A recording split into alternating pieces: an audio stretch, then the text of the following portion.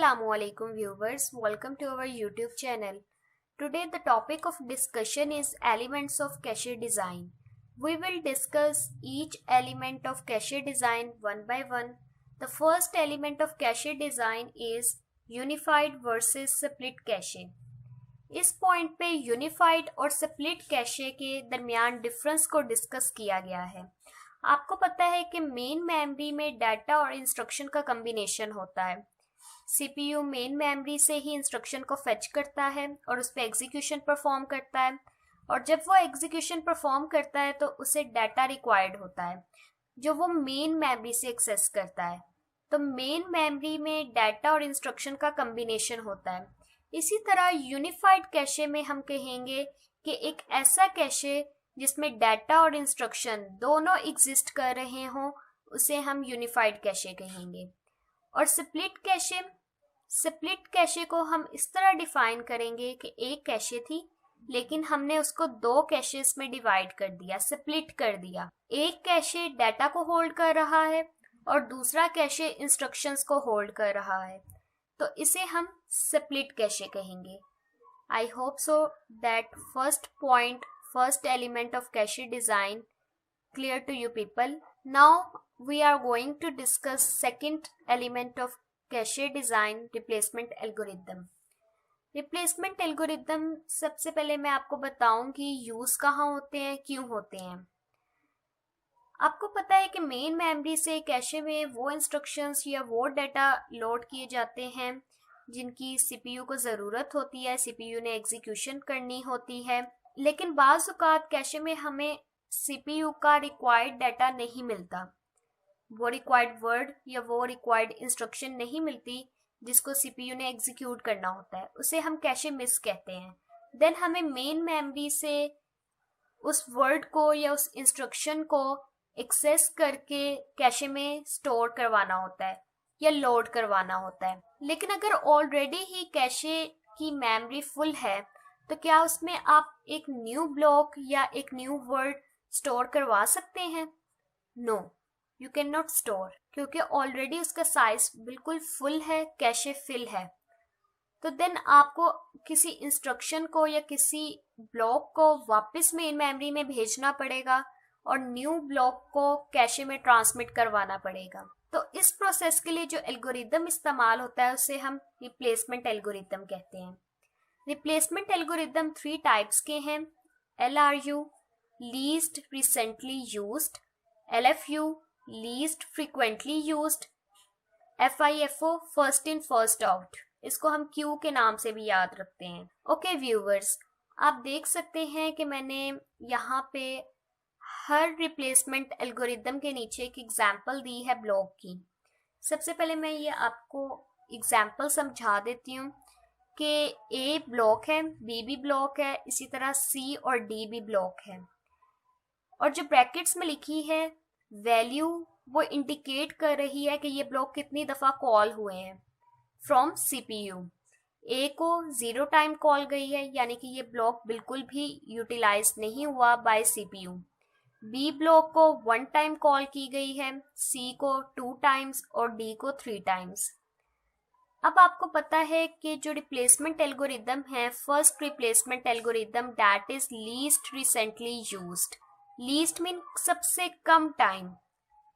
ऐसा ब्लॉक जिसको आपने सबसे कम टाइम यूटिलाइज किया है वो दोबारा से मेन मेमोरी में चला जाए और न्यू ब्लॉक मेन मेमोरी से कैशे मेमोरी में आ जाए जिसकी सीपीयू को ज़रूरत है। बेसिकली ये एल्गोरिदम्स हमें बताते हैं कि कौन सा ब्लॉक दोबारा मेन मेमोरी में जाएगा और उसकी जगह न्यू ब्लॉक लोड होगा, राइट। तो लीस्ट रिसेंटली यूज्ड, आप देख के बता सकते हैं इसमें से कि लीस्ट रिसेंटली कौन सा इस्तेमाल किया गया है, सबसे कम टाइम। इसको एक दफ़ा कॉल गई है, B ब्लॉक को, C ब्लॉक को 2 टाइम्स, D ब्लॉक को 3 टाइम्स, लेकिन A ब्लॉक को तो बिल्कुल भी कॉल नहीं गई। तो सबसे कम जो यूटिलाइज हुआ है वो A ब्लॉक है। तो हम कहेंगे ये ब्लॉक मेन मेमोरी में वापस चला जाएगा और इसकी जगह एक न्यू ब्लॉक कैशे में लोड हो सकता है। जी व्यूअर्स, यहाँ पे मैंने हाईलाइट भी कर दिया है। देन हम सेकंड रिप्लेसमेंट एल्गोरिदम की बात करते हैं, that is LFU, least frequently used, जिसको सबसे कम टाइम्स कॉल गई है। इसको 0 टाइम कॉल गई है, यानी कि इसको तो कॉल गई ही नहीं है। ठीक है, आप ये नहीं कह सकते कि ए ब्लॉक को 0 टाइम्स कॉल गई है, यानी कि 0 टाइम्स कॉल जाने का मतलब है कि इसको कभी कॉल गई ही नहीं। तो हम किसको ढूंढ रहे हैं? जिसको सबसे कम बार कॉल गई है। तो A0 आप कह सकते हैं कि इसको सबसे कम बार कॉल गई है? नहीं जी, इसको तो कॉल ही नहीं गई। हम तो उसे ढूंढ रहे हैं जिसको सबसे कम टाइम CPU ने कॉल किया है। तो कौन सा ब्लॉक होगा वो? B1, बिल्कुल, क्योंकि इसको एक दफा कॉल गई हुई है, एटलीस्ट एक दफा तो कॉल गई है। अगर ये B0 होता तो इसका मतलब इधर भी एक दफा भी कॉल नहीं गई। जी व्यूवर्स, तो हम कहेंगे कि B1 ब्लॉक दोबारा मेन मेमोरी में जा सकता है और उसकी जगह एक न्यू ब्लॉक कैशे में लोड हो सकता है। थर्ड एल्गोरिदम है FIFO, first in first out. जो पहले आया था वो चला जाए। ठीक है, यानी कि जो ब्लॉक सबसे पहले कैशे में आया था उसको सबसे ज्यादा टाइम हो गया कैशे में, तो वो पहले चला जाए। फॉर एग्जाम्पल, अगर C ब्लॉक पहले कैशे में आया था और उसको सबसे ज्यादा टाइम हो गया है, तो वो वापस चला जाए। Okay viewers, now we are going to discuss the third element of cache design, and that element is called line size. Line size mean cache के लेवल या लाइन का साइज क्या है। ये डिजाइनर पे डिपेंड करता है कि वो कैशे की लाइन का साइज क्या रखता है। फॉर एग्जाम्पल, अगर उसने कैशे की लाइन का साइज 8M रखा है, तो आप 8M का ब्लॉक ही कैशे की लाइन पे, स्पेसिफिक लाइन पे स्टोर करवा सकते हैं।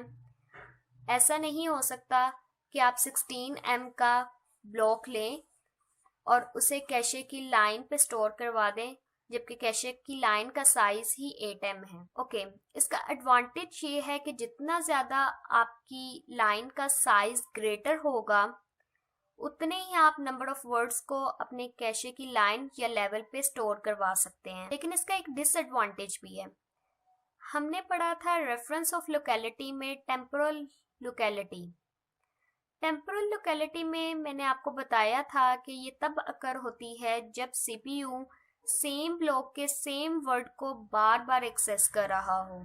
तो अगर यहाँ पे टेम्पोरल लोकेलिटी वाला सिनेरियो देखा जाए, तो हमें इतने ज्यादा वर्ड्स को कैशे की लाइन या लेवल पे स्टोर करवाने का फायदा ही नहीं होगा, क्योंकि CPU ने तो सेम वर्ड को बार बार एक्सेस करना है। तो इतनी ज्यादा स्पेस यूटिलाइज करके इतने ज्यादा वर्ड्स को कैशे की लाइन पे स्टोर करवाने का तो हमें कोई एडवांटेज नहीं हुआ, बल्कि स्पेस वेस्ट हुई, क्योंकि CPU तो एक ही वर्ड को बार बार एक्सेस करना चाहता है।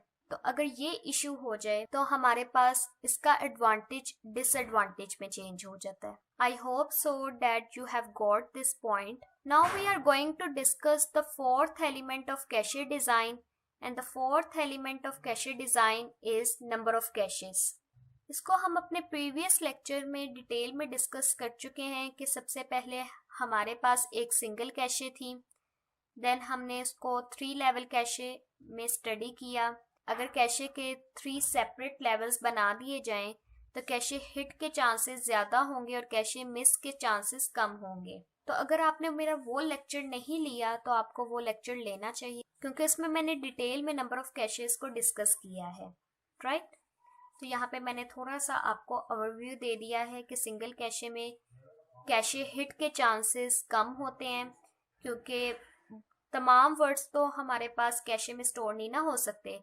कभी कभी CPU को, बल्कि ज्यादातर टाइम CPU को ऐसे वर्ड्स रिक्वायर होते हैं जो वो मेन मेमोरी से एक्सेस कर सकता है, कैशे से एक्सेस नहीं कर सकता।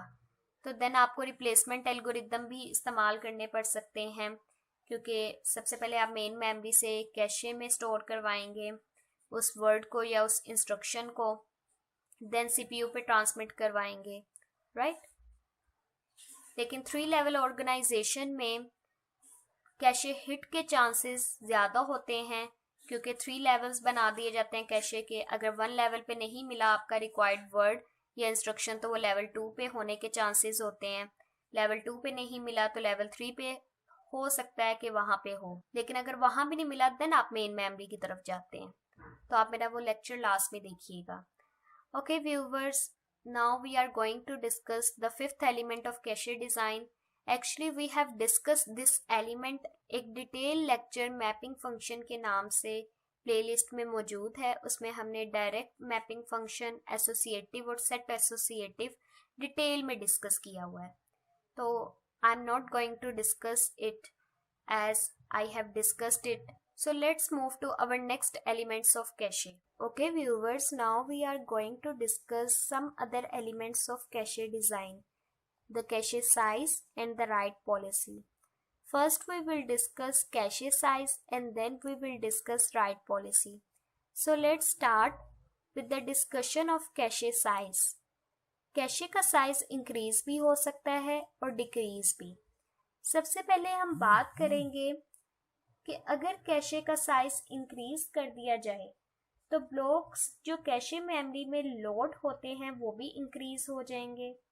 नंबर ऑफ ब्लॉक्स इंक्रीज होने से नंबर ऑफ कंपैरिजंस इंक्रीज हो जाएंगे, बिकॉज सीपीयू की जनरेटेड एड्रेस फील्ड में टैग के एड्रेस को कैशे मेमोरी के टैग्स के साथ मैच करना पड़ेगा रिक्वायर्ड वर्ड को एक्सेस करने के लिए. So number of comparisons increase हो जाएंगे, जिसकी वजह से रिस्पेक्टिव वर्ड को एक्सेस करने का टाइम भी इंक्रीज हो जाएगा. एक्सेस टाइम इंक्रीज होने से परफॉर्मेंस स्लो हो जाएगी. और अगर कैशे का साइज डिक्रीज कर दिया जाए तो कम ब्लॉक्स कैशे मेमोरी में स्टोर हो सकते हैं, जिसकी वजह से कैशे हिट के चांसेस कम होंगे और कैशे मिस के चांसेस ज्यादा होंगे. Now let's start the discussion of write policy. आपको पता है कि जब सीपीयू का रिक्वायर्ड ब्लॉक कैशे मेमोरी में ना मिले तो मेन मेमोरी की तरफ मूव करना पड़ता है, यानी कि मेन मेमोरी से वो रिक्वायर्ड ब्लॉक कैशे में ट्रांसमिट करवाया जाता है.